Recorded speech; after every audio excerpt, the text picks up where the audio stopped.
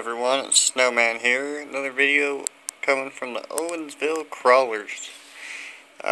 This video today is to talk about the RC4WD Warn 9.5 CTI Winch 10 scale.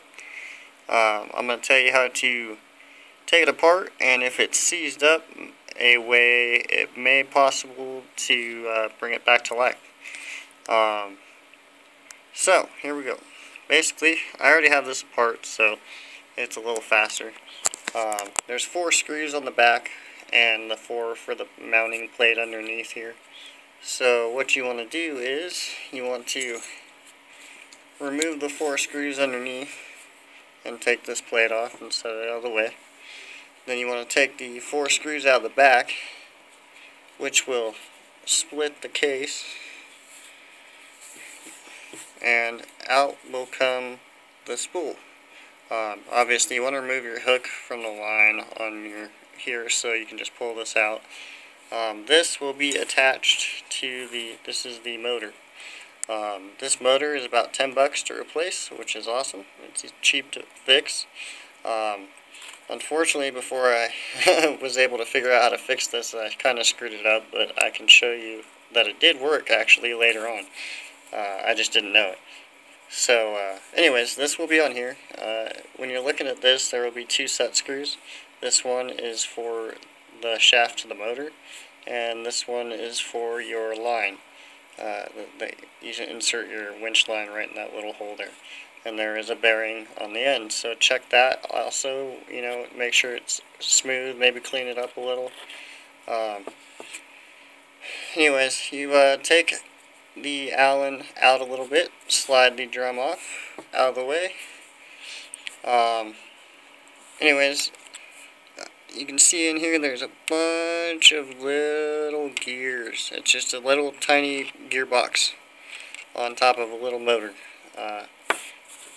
So, set that out of the way. So what I did is you can get this at any hardware store. It's called PB Blaster. It's anti-rust and penetrating stuff. It's good stuff. I use it for my mechanic stuff all the time. What I did is I took this and I got a little plastic dish and I filled it up and I soaked the motor in it for probably like 15-20 minutes. Which was long enough to get it all in there, apparently. When I tried to break this loose, I actually stripped the gear for the shaft. But once probably like, I don't know, 4 hours later, I decided, hey, what the hell, you know, it's already messed up. Let's see if it actually worked, you know, because sometimes the penetrating stuff does take a while. So I removed the 2 screws, took the gearbox off, and the main little drive gear is on the bottom here. And I grabbed that with my fingers, and it actually just popped right loose. So I put it back together, and I had a little tester box I made here, hooked it up, and it worked just fine. It started spinning and everything.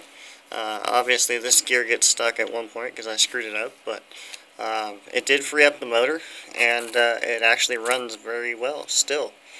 So now I can just save this motor, you know, and I can just swap the gearbox off my other one. This one lasted me about 2 years, so it's definitely a good winch, and it's been through a lot of water. I didn't waterproof it, and it has been through so much. If you're watching this video to learn how to change the motor itself, these wires, as you can see, probably have a connector, a little white one, kind of like the lights on your, like I have mine on a Wraith.